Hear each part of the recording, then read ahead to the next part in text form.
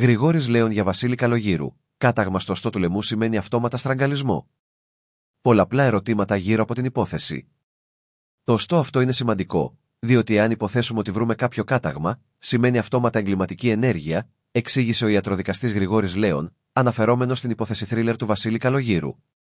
Το μόνο στοιχείο που δημιουργεί πρόβλημα είναι η περιοχή του λαιμού, το ιοειδές οστό, που βρέθηκε σε πολύ κακή κατάσταση. Το οστό αυτό είναι σημαντικό, διότι αν υποθέσουμε ότι βρούμε κάποιο κάταγμα στο οστό αυτό, για την ιατροδικαστική επιστήμη σημαίνει αυτόματα στραγγαλισμός, εγκληματική ενέργεια, εξήγησε ο ιατροδικαστής Γρηγόρης Λέων, αναφερόμενος στην υπόθεση θρίλερ με τον 39χρονο Βασίλη Καλογύρου, ο οποίος βρέθηκε νεκρός ύστερα από μέρες που αγνοούνταν. Παράλληλα, οι έρευνες γύρω από το θάνατο του 39χρονου Βασίλη Καλογύρου συνεχίζονται.